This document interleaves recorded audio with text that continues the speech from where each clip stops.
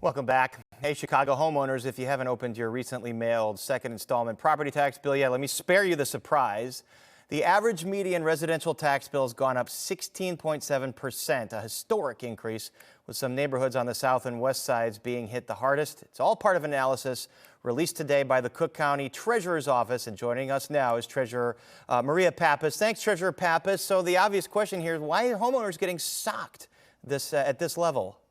Okay, so I commissioned 3 years ago Hal Dardick and Todd Leidy, who are with the Tribune, and now I've added Chris Silver and a few other people to that research group. And what we do is study property taxes and study the inequities in the system. So Hal and Company just released this analysis of the bills, which is showing that in the city of Chicago, and just look around, you will see empty after empty after empty after empty commercial space. Law firms have moved out. You could look at the new Google building, which was supposed to be all Google employees, and now they're advertising to get tenants in there. So businesses have somehow or another slowly been walking out due to a lot of things. But the bottom line is that when businesses leave areas and renters don't move in, those property taxes for commercial properties will go down. And countywide, it's gone down about $3 billion. So the question is, if expenses keep going up like they did in the city of Chicago last year, up about $600 million, the question is, who pays for it? So it's like a scale. All the commercial goes down and the residences went up.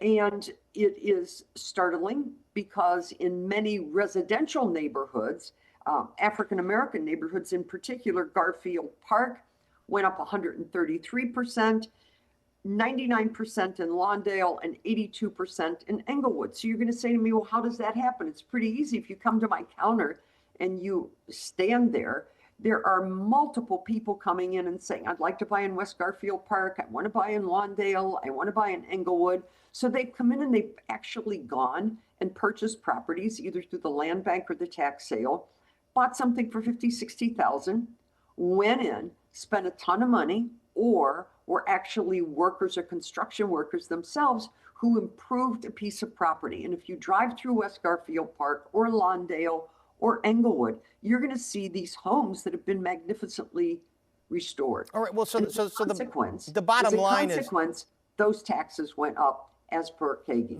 The bottom line is because the vacancies we're seeing in the big loop buildings, those values are going down. Everyone else is making up for that. So I would assume then that a proposed head tax and some of the things proposed in this budget might exacerbate that problem. Would you believe? Well, what happened? It was defeated this afternoon. The head tax was defeated this afternoon, which seems kind of smart to me because the last thing you want to do is drive more businesses out of Chicago. And take, for example, the Westin Hotel, which just got sold for $73 million. It was priced at $220 million. So you can't afford to poke your finger in the eye of business because the city is in the intensive care unit economically, and we have a spending problem, Paris. You cannot continue spending more than what you have. And right now, if the city has 1,000, they're spending 2,000. It just can't be done. And then you can't turn around and say, you know, if I need another 1,000, I'm going to go and take it from the businesses.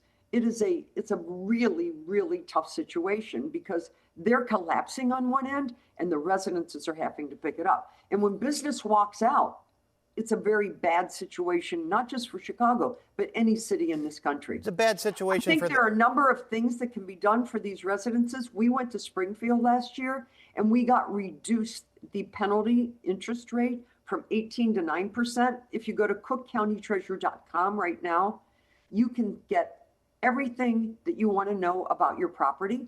You can put in your address. You'll see a picture of your house. You'll know you're in the right place. You can scroll down. You can see if you're missing a homeowner, a senior, or a senior freeze. If you're missing all of them for 4 years, going back, all of them, you're owed $6,000. You can apply online, get that money, or not on December 15th, the due date, but on December 16th, one day after the due date.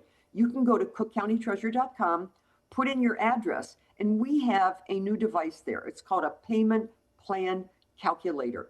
You can set up to pay your $6,000 bill over a 13-month period with only 9% interest. All right. So it's called Payment Plan Calculator. It will help to ease some of the pain.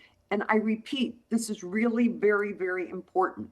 You do not have to pay your taxes on December 15th. If you don't have the money, we have an automatic payment plan in place. I just want to add something else. In the last municipal election, 19% of the people voted.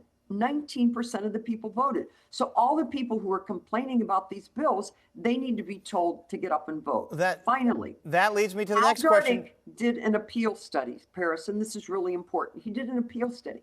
Guess what? Minority residences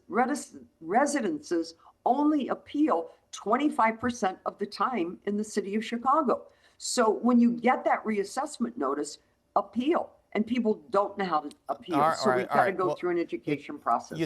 So there's a lot of routes here to help homeowners to maybe manage the costs here. But, you know, you talked about 19% of the population voting. You made some news earlier today saying you're going to run for mayor.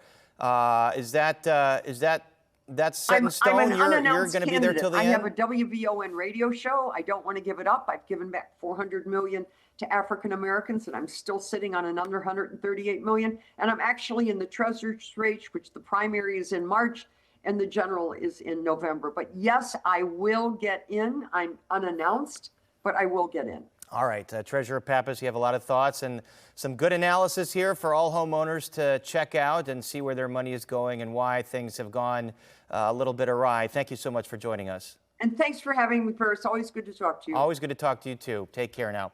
And when we come back, a familiar face with a very stark message.